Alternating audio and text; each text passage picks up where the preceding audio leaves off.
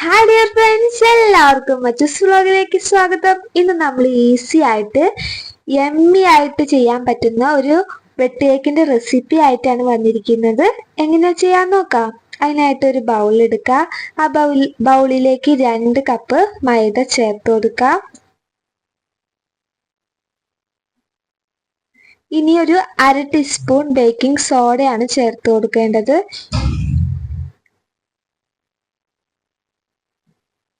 അടുത്തതായിട്ട് ഒരു പിഞ്ച് ഉപ്പ് ചേർത്ത് കൊടുക്കുക. ഇനി നന്നായിട്ട് ഇതൊന്ന് മിക്സ് ചെയ്തെടുക്കാം.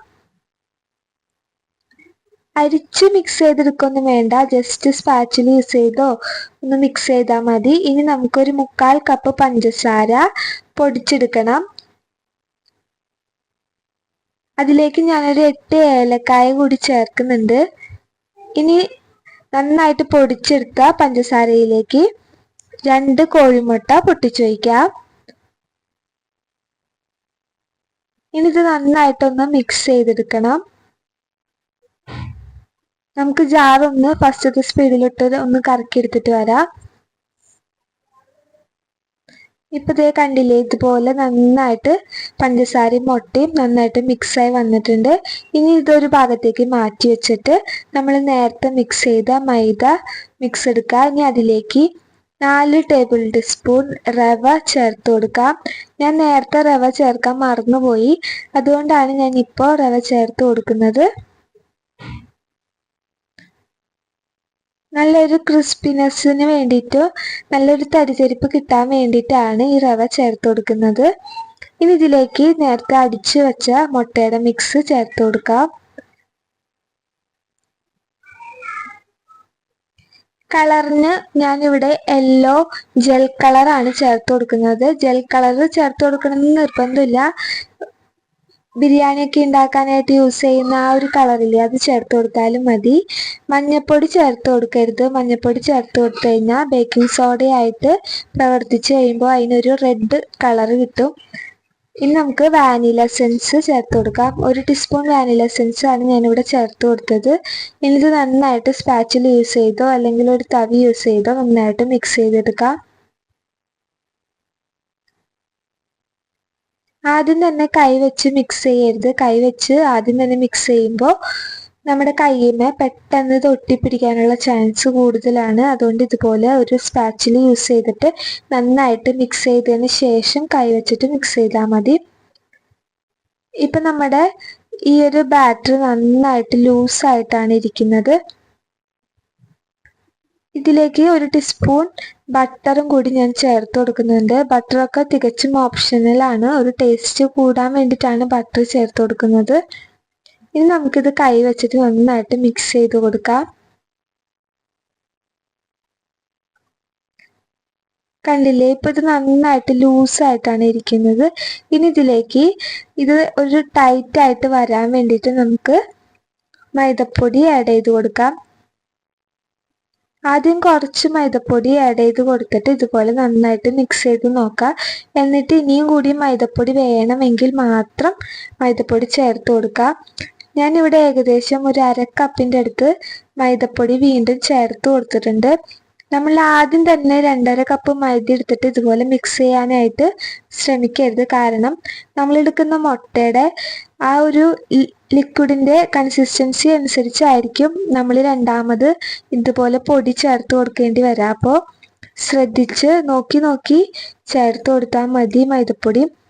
ഇതുപോലെ നന്നായിട്ട് മിക്സാക്കി ഒരു ചപ്പാത്തിക്കൊക്കെ ചപ്പാത്തി മാവ് പോലെയൊക്കെ ആക്കി നമുക്ക് എടുക്കാം.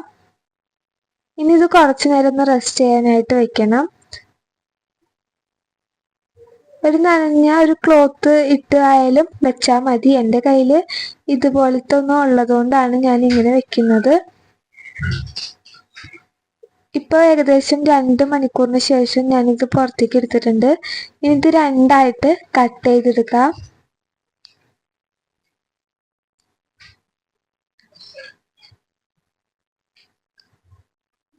ഇത് കണ്ടില്ലേ, ഇതുപോലെ നമുക്ക് കിട്ടും. ഇനി ഇതിൻ്റെ ഒരു ഭാഗം ഞാനൊരു ഭാഗത്തേക്ക് മാറ്റി വയ്ക്കുന്നുണ്ട്.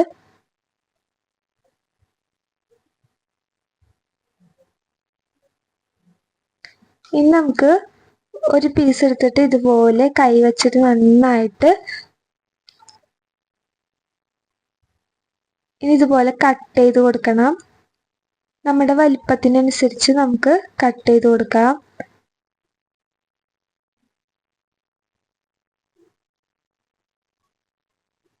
ഇനി നമുക്കിതൊന്ന് പതിയെ പതിയെ ഒന്ന് മാറ്റി വയ്ക്കാം. ഒട്ടിപ്പിടിച്ചിരിക്കാതിരിക്കാൻ വേണ്ടിയിട്ടാണ്.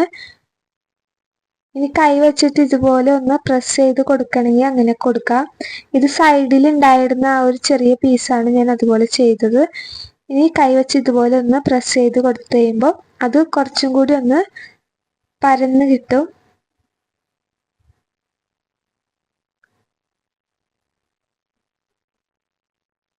ഇനി നമുക്ക് ഒരു കത്തി യൂസ് ചെയ്തിട്ട് കട്ട് ചെയ്ത് കൊടുക്കാം. ഇതുപോലെ വെട്ടിട്ട് കൊടുക്കുന്നത് കൊണ്ടാണ് ഇതിന് വെട്ട് കേക്ക് എന്ന് പറയുന്നത്. അപ്പോൾ വെട്ട് കേക്കിന് എല്ലാവർക്കും ഇഷ്ടമല്ലേ വെട്ട് കേക്ക്? ഇതുപോലെ ആയിരിക്കണം വെട്ടിട്ട് കൊടുക്കേണ്ടത്. ഒരു 1/4 ഭാഗത്തോളം നമ്മൾ ഇതുപോലെ കട്ട് ചെയ്ത് കൊടുത്താൽ മതി. ഫുള്ളായിട്ട് കട്ട് ചെയ്ത് കൊടുക്കരുത്, അപ്പം അത് പൊട്ടിപ്പോവും. ഒരു 1/4 ഭാഗത്തോളം കട്ട് ചെയ്ത് കൊടുത്തിട്ട് നന്നായിട്ടൊന്ന് വിടർത്തി കൊടുക്കണം. ഞാനിപ്പോൾ കാണിച്ചു തരാം.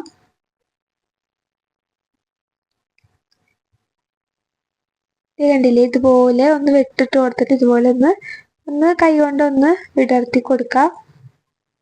ഒരു 1/4 ഭാഗം മാത്രം ഇതുപോലെ കട്ട് ചെയ്ത് മാറ്റിയാൽ മതി, അല്ലെങ്കിൽ ഇത് എണ്ണയിലിടുമ്പോൾ നന്നായിട്ട് പൊട്ടിപ്പോവും. ഇതുപോലെ ബാക്കിയുള്ളതെല്ലാം ചെയ്തിട്ട് കാണിച്ചു തരാം. ഇനി നമുക്കിതൊന്ന് ഫ്രൈ ചെയ്തെടുക്കാം. ഞാനിവിടെ സൺഫ്ലവർ ഓയിലാണ് ഫ്രൈ ചെയ്യാനായിട്ട് യൂസ് ചെയ്യുന്നത്. നന്നായിട്ട് തിളച്ച് വരുമ്പോൾ അതിലേക്ക് ഓരോരോ പീസായിട്ട് ഇട്ട് കൊടുക്കാം. ലോ ഫ്ലെയിമിൽ വെച്ചിട്ടായിരിക്കണം നമ്മളിത് ഫ്രൈ ചെയ്തെടുക്കേണ്ടത്.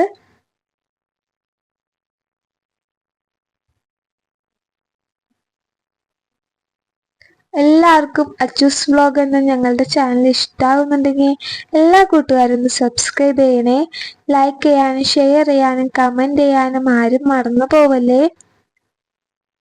എൻ്റെ വീഡിയോ ഏറ്റവും കൂടുതൽ കാണുന്നത് എൻ്റെ ഈ ചാനൽ സബ്സ്ക്രൈബ് ചെയ്യാത്ത കൂട്ടുകാരാണ്. അപ്പോൾ എല്ലാ കൂട്ടുകാരും ഒന്ന് സബ്സ്ക്രൈബ് ചെയ്യണേ, ഒന്ന് സപ്പോർട്ട് ചെയ്യണേ. ഇനി നമുക്ക് ഇത് തിരിച്ച് മറിച്ചിട്ട് നന്നായിട്ട് കുക്ക് ചെയ്തെടുക്കാം. ചായക്കടയിലൊക്കെ കിട്ടുന്ന അതേ ടേസ്റ്റിലുള്ള നല്ലൊരു വെട്ട് കേക്കിൻ്റെ റെസിപ്പിയാണ് ഞാനിവിടെ കാണിച്ചു തന്നത്. എല്ലാവർക്കും തീർച്ചയായിട്ടും ഇഷ്ടപ്പെടും. എല്ലാവരും ഒന്നിതൊന്ന് ട്രൈ ചെയ്ത് നോക്കണേ. നമ്മുടെ വീട്ടിലുള്ള ഐറ്റംസ് വെച്ച് എളുപ്പത്തിൽ തയ്യാറാക്കാൻ പറ്റുന്ന ഒരു നല്ലൊരു റെസിപ്പി അല്ലേ ഇത്? അപ്പം എല്ലാവരും ഒന്ന് ട്രൈ ചെയ്യണേ. ഇതുപോലെ ബാക്കിയുള്ളതെല്ലാം ഞാൻ ഫ്രൈ ചെയ്തെടുത്തിട്ടുണ്ട്. എല്ലാവർക്കും വെട്ട് കേക്ക് ഇഷ്ടമായോ? എല്ലാവരും എൻ്റെ ചാനൽ ഒന്ന് സബ്സ്ക്രൈബ് ചെയ്യണേ. Thanks for watching.